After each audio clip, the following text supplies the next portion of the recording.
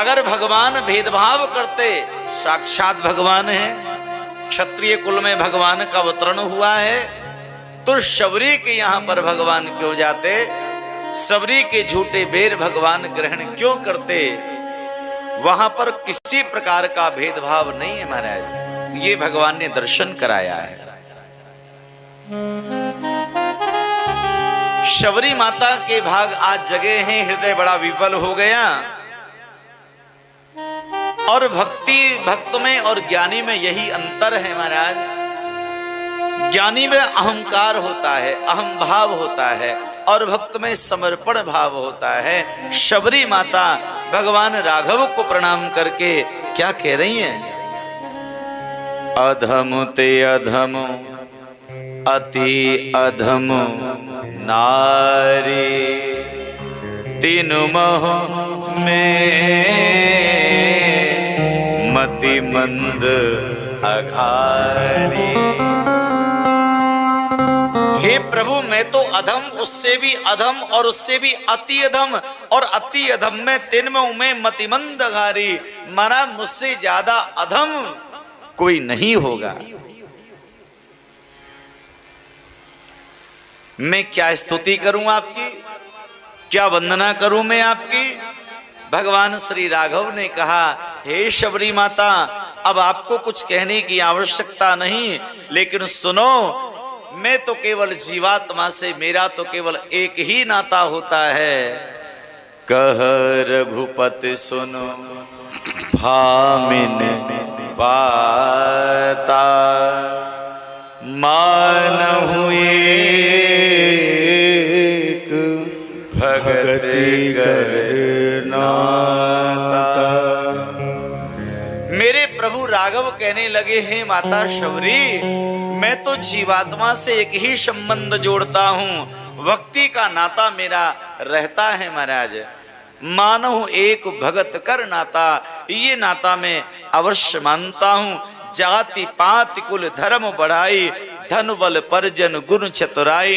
कोई जाति में, पाति में, कुल में, धर्म में, धन में, बल में, परिजन में, गुण में और योग्यता में कोई कितना भी बड़ा क्यों ना हो जाए, लेकिन हे माता शबरी, अगर उसके जीवन में भक्ति नहीं है तो वो कैसा लगता है?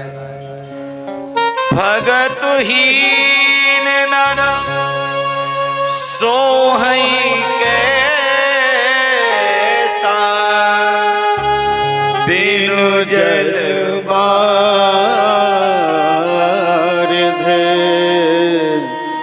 देख जैसा।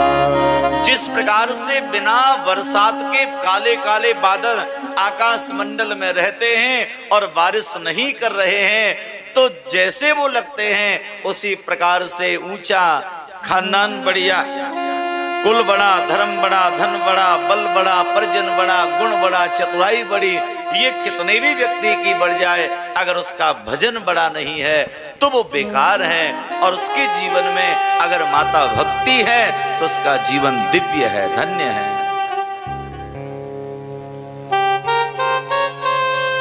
शबरी माता के नेत्र सजल हो गए, प्रभु ने इतना आदर दिया है, भगवान इतने दिव्य है महाराज, करुणा भरी पड़ी है भगवान के अंदर में।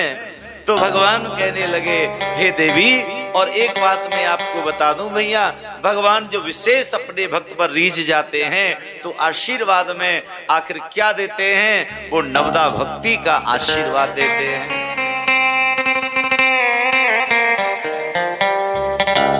शिव जी बाबा अगस्त जी पर रीझे, अगस्त जी को नवदा भक्ति प्रदान करी। भोलेनाथ भुसुंडी जी पर रीझे, उनको नवदा भक्ति का आशीर्वाद दिया। और आज देखिए राघव शबरी माता पर रीझ गए तो शबरी माता को प्रसन्न होकर के नवदा भक्ति का ज्ञान दे रहे हैं। तो क्या कहा महाराज, आइए। प्रथम भगत संतन कर संगा, प्रथम भगति संतन कर संगा।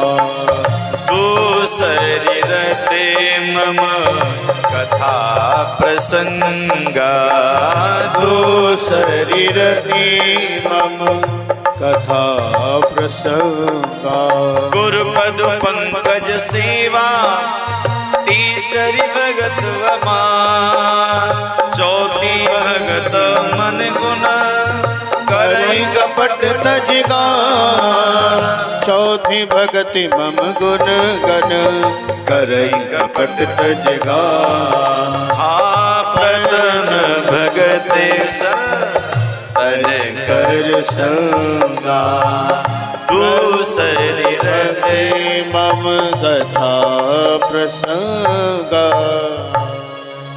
भगवान श्री राघवेंद्र कहने लगे, हे शबरी माता, जीव की सबसे प्रथम अगर भक्ति कोई है तो वो संतों का संग बताया है। प्रथम भगत संतन कर संगा।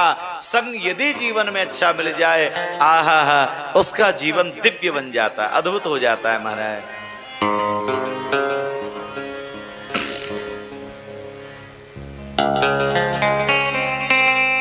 और प्राय मैंने पहले भी निवेदन किया भैया, एक संग ऐसा होता है जो आपको कुसंग की ओर ले जाता है, जीवन आपका बर्बाद हो जाएगा। और एक संग यदि आपको अच्छा मिल जाए तो जीवन आबाद हो जाएगा। संग से जीवन बनता है और कुसंग से जीवन बिगड़ता है।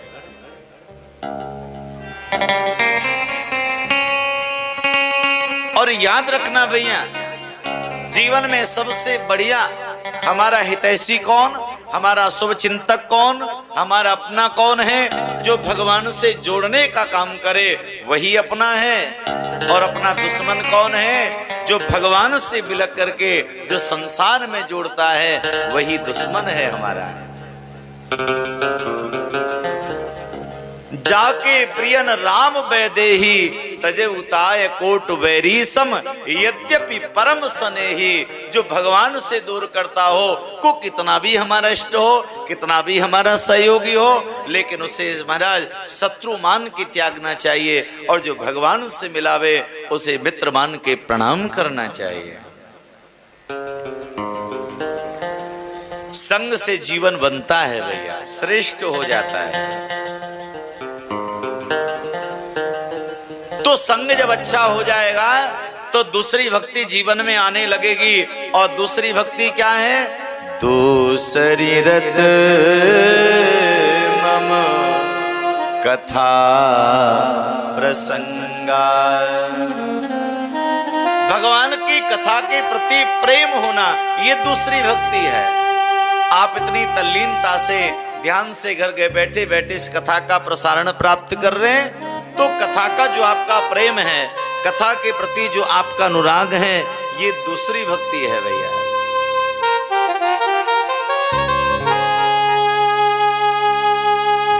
वर्णन आता है नीलगिरी पर्वत पर श्री भुसुंडी जी महाराज गरुणराज पक्षी और पक्षी जनों के समूह को निरंतर अनवरत महाराज राम कथा श्रवण कराते रहते हैं, कथा श्रवण कराते रहते हैं। तो भगवान महादेव क्या करते थे? रोज महाराज पक्षी बन करके जाएं और पक्षियों के झुंड में जाकर के बैठ जाएं और कथा श्रवण करके आ जाएं।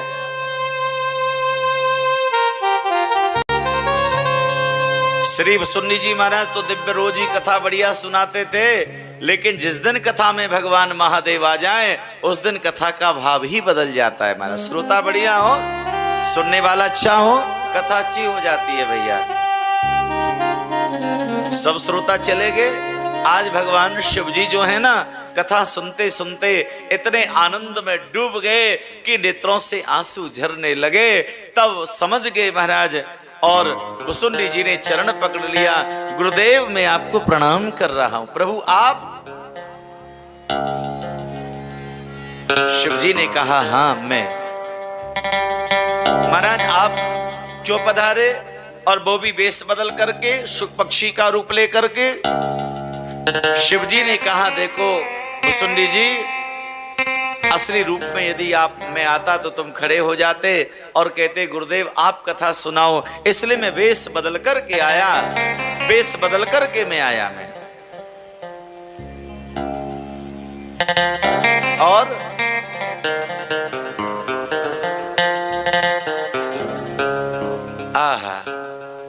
कथा के प्रति प्रीति कैसी है, कथा के प्रति प्रेम कितना है, ये आनंद को बढ़ाने वाला है। और एक बात मैं आपको बताऊं भैया, व्यक्ति कितना भी परेशान हो, कितना भी चिंतित हो, कितना भी दुखी हो, अगर वो भगवान की कथा भाव से श्रवण करेगा, उसकी चिंताएं अनायास दूर हो जाती हैं। कारण,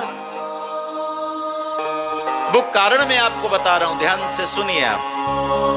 हमारे जीवन में बहुत सारे प्रश्न हैं और उन प्रश्नों को कोई दूसरे से कहना भी नहीं चाहता, उपहास होगा, लोग क्या कहेंगे, तो स्वयं ही उन प्रश्नों को लेकर के जीव स्वयं घुटता रहता है। लेकिन याद रखना भैया, जब आप कथा श्रवण करते हैं तो क्या होता है, कथा का संबंध अंतर मन से होता है। तो जो जो प्रश्न आपके अंतर हृदय में चल रहे हैं, कथा के माध्यम से आप भले ही मत पूछो, लेकिन आपके प्रश्नों का समाधान स्वतः ही हो जाता है।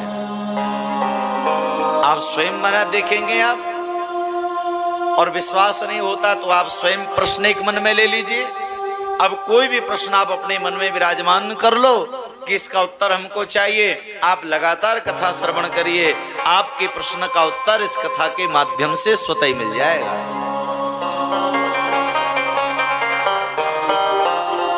इसलिए कथा के प्रति प्रेम होना ये दूसरी भक्ति है। और तीसरी भक्ति, गुरुपद पंकज सेवा, तीसरी भगत अमान, चौथी भगत मम गुण गनो, करई कपट तजगा। भैया तीसरी भक्ति क्या है, कहा गुरुपद पंकज सेवा। गुरु माने जो परमात्मा से मिलाने का काम कर रहा हो, अरे जो सोया हुआ से जगाने का काम कर रहा हो। हमारे भी बहुत ऐसे भक्त हैं माने सोए पड़े, उनको जगाने का हम प्रयास कर रहे हैं कि जागो जागो। कुछ तो ऐसे माना संकेत मिलते ही तुरंत जाग जाते हैं, और कुछ ऐसे भी भक्त हैं माना संकेत मिल गया फिर भी माना जब निद्रा में ही है, माना जाग नहीं रहे।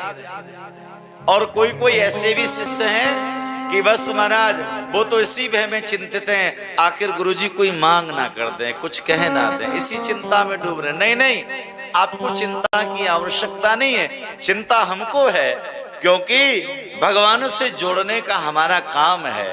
प्रभु से हम आपको जोड़ना चाहते हैं भैया, भगवान से आप जुड़े, हम अपने फर्ज को पूरा करना चाहते हैं। जो हमारा दायित्व है, हमारा फर्ज है, उसे हम पूरा कर रहे हैं। जो हमारे प्रियजन स्वयं जागे हुए हैं, उनको तो हम साधुवाद देते हैं, और जो जगाने पर भी नहीं जाग रहे हैं, भगवान से उनके लिए हम मंगल कामना करते हैं, भगवान उनको जगावें, जिससे कि उनके जीवन का कुछ कल्याण हो जाए, यथार्थ लाभ उनको मिल जाए।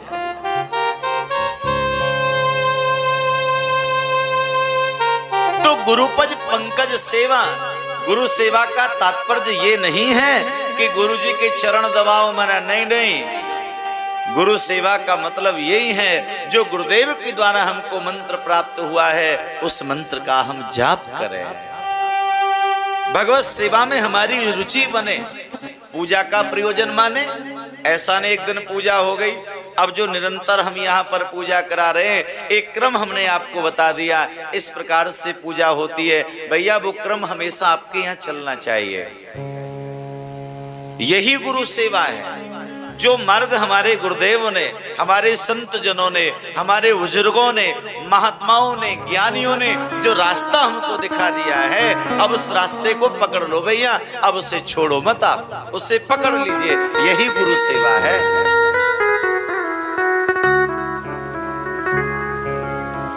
संसार की इधर उधर की बातें करने में व्यस्त हो महाराज, अरे थोड़ा सा समय भगवान के भजन में ही लगाओ। जीवन का सदुपयोग होना चाहिए, यही गुरु सेवा है, और गुरु सेवा नहीं महाराज। और सही माने में गुरु कौन है? जो भगवान से जोड़ने का काम करे, वही तो गुरु है। तो तो यहाँ पर भगवान राघव तीसरी भक्ति को बताते हैं, गुरु पद पंकज सेवा तीसरी भगत अमार, और चौथी भगत मम गुण गनो करें कपट तज ज्ञान। चौथी भक्ति है मेरे गुणानुवादों को कोई कपट को त्याग करके जपता है, बिना कपट के। अब भाव तो है नहीं भजन करने का, और भजन किए जा रहे नहीं महाराज, कपट को त्याग करके भगवान का भजन करना, ये चौथी भक्ति है। और बाबा जी कहते हैं पांचवी, मंत्र जाप मम दृढ़ विश्वास, पंचम भजन सुमेध प्रकाश। पांचवी भक्ति क्या है? मंत्र जाप मम दृढ़ विश्वास। मंत्र जाप माने जो गुरुदेव के द्वारा दिया मंत्र है, अपितु भैया राम नाम का ही मंत्र है। राम नाम से बड़ा तो कोई मंत्र है ही नहीं, राम राम ही आप जपिए। और वो राम नाम बड़े दृढ़ विश्वास से आप जपे, विश्वास होना चाहिए, क्योंकि आरममयी भवानी शंकरो वंदे श्रद्धा विश्वास रूपिणो। बिना विश्वास के मंत्र जाप लाभ नहीं देगा। बड़ी निष्ठा से भाव से आप मंत्र जाप करें। छठवीं भक्ति क्या है? छठदम शील विरत बहु करुणा निरत निरंतर सज्जन धर्मा। छठवीं भक्ति है जो सज्जन लोग हैं, संत लोग हैं, भक्त लोग हैं महाराज, वो जिस प्रकार से महाराज कार्य करते हैं, उनकी जो कार्य शैली है वैसी शैली हम अपने जीवन में बनाएं। आहा। और अब तो महाराज प्रभु ने कमाल कर दिया, क्या कहा? सात में सम मोये मैं जग देखा, सात में सम मोये मैं जग देखा, सात में सम मोहि मैं जग देखा, सात में सम मोहि मैं जग देखा। मोते संत अधिक कर लेखा, मोते संत अधिक कर लेखा, मोते संत अधिक कर लेखा, मोते संत अधिक कर लेखा। आठ मजथा लाभ संतोषा, आठ जथा लाभ संतोषा। सपने हो नहीं दे कहीं पर दोषा, सपने हो नहीं देखे पर दोषा, सपने हो नहीं दे कहीं पर दोषा, सपने हो नहीं देखे पर दोषा। नव मोहे गहो जिनके होई, नवम शरण सब छब छन जीना। नवम सरले सब छन सरहीना, ओ नवम सरल सब सन छल हीना। मम भरोस हिये हर्ष न देना, मम भरोस गिर हरस न दीना। नव मह एको जिनके होई, नव मह जिनके होई। नारपुर से सचराचर कोई, नारपुर सचराचर कोई।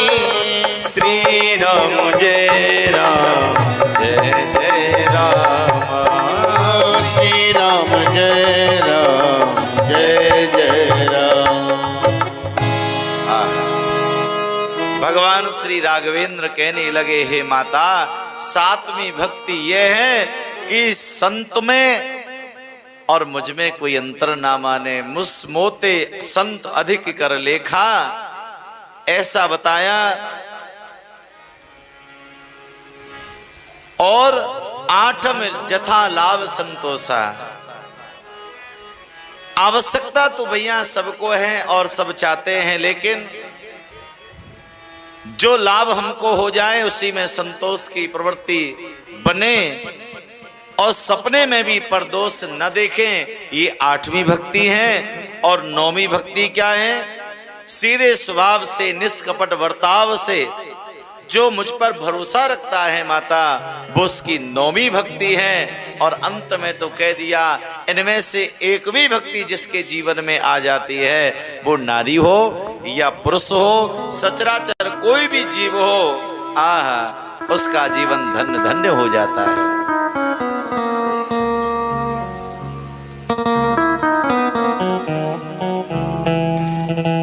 सो भगवान श्री राघव ने आज माता शबरी को दिव्याति दिव्य नवदा भक्ति का मंगलमयी उपदेश किया है और कहा, माँ अब क्या चाहती हो?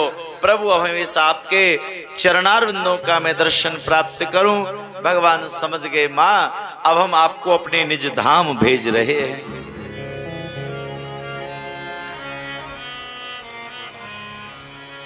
और आज शबरी मैया ने इतना कह दिया, पंपा सरई जाऊ रगराई, तहां हो है सुग्रीव मिताई।